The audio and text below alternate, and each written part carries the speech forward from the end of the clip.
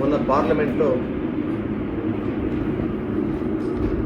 Bharatiya Janata party Modi గారు అన్నట్టు ప్రధానమంత్రి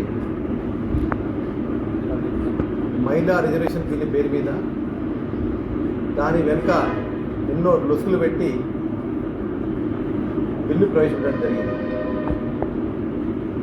మరి మహిళా బిల్లు అనేది 2023లోనే కాంగ్రెస్ పూర్తి మద్దతు ఇచ్చి ఆనాడు తీర్మానం చేయడానికి పూర్తి మద్దతు పలికింది.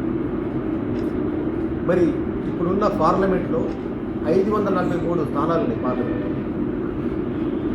మరి దానికి కట్టుబడి కాంగ్రెస్ పార్టీ, కాంగ్రెస్ సంబంధించిన అనుబంధ పార్టీలు అన్నీ కూడా పూర్తి మద్దతు తెలిపినాయి. మరి కొత్తగా మహిళా బిల్లు చట్టం తెచ్చి పార్లమెంట్లో మనం ప్రవేశపెట్టి ఉత్తర భారతదేశము దక్షిణ భారతదేశం మధ్యలో చిచ్చు పెట్టడానికి కొత్తగా తీసుకొచ్చిన బిల్లు ఇది. ఏదైతే ఉత్తర భారతదేశంలో సీట్లు ఎక్కువ ఉంటాయి, దక్షిణ భారత సీట్లు తక్కువ ఉంటాయి, దాని మీద చిచ్చు పెట్టే విధంగా ప్రతిపక్షాలన్నీ కూడా అది తప్పు, బిల్లు పెట్టడం తప్పు, మరి కేవలం మీరు మహిళా బిల్లే పెట్టండి, మేము మద్దతు చెప్పడం జరిగింది. దాన్ని పెట్టకుండా రాష్ట్రాల పునర్విభజన పేరుతోని నియోజకవర్గాల పెంపు కోసం తీసుకొచ్చిన బిల్లు కాబట్టి మేము దీన్ని పూర్తిగా వ్యతిరేకిస్తున్నాం.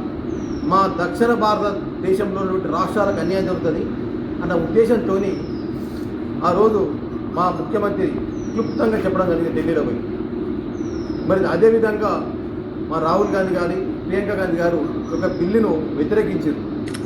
మరి మీరు మహిళా బిల్లే పెట్టండి, కానీ దీని ఎన్నికల లొసుగులు పెట్టి బిల్లు ముందర తీసుకురావడం పద్ధతి కాదని వ్యతిరేకించడం జరిగింది. కాబట్టి ఎప్పుడు కూడా మహిళలకు ఎక్కడ కూడా కాంగ్రెస్ పార్టీ వెనుకంజ వేయలేదు, వ్యతిరేకం చేయలేదు. ఈరోజు గ్రామీణ ప్రాంతంలోనూ ఉంటాయి, గ్రామ సర్పంచులు అయితేనేది, జడ్పీటీస్ అయింది, 50% కాంగ్రెస్ పార్టీ మహిళలకు రిజర్వేషన్ కల్పించింది. మరి దీన్ని మహిళలంతా గమనిస్తున్నారు. దేశంలో ఉన్న, రాష్ట్రంలో ఉన్న, మా జిల్లాలో ఉన్న ప్రజలందరూ కూడా గమనిస్తున్నారు. ఎందుకంటే కాంగ్రెస్ పార్టీ మహిళలకు 50% రిజర్వేషన్ తెచ్చింది కాంగ్రెస్ పార్టీ. మరి ఆనాడు సోనియా గాంధీ గారు కూడా గతంలో మన్మోహన్ సింగ్ ఉన్నప్పుడు కూడా ఈ మహిళా బిల్లు తీసుకొచ్చింది. అప్పుడు కూడా కొన్ని ప్రతిపక్షాలు ఉన్న బీజేపీ వారే వ్యతిరేకించారు కాంగ్రెస్ యొక్క మహిళా బిల్లును. అప్పటి నుంచి పెండింగ్ వస్తూనే ఉన్నది. ఎందుకంటే మా అధినాయకుడు సోనియా గాంధీ గారు మొదటి నుంచి కూడా మహిళల కోసమే బిల్లు ప్రవేశపెడుతూనే ఉన్నారు. ఎప్పుడు కూడా మహిళా బిల్లు పద్ధతి తెలపలేదు. మరి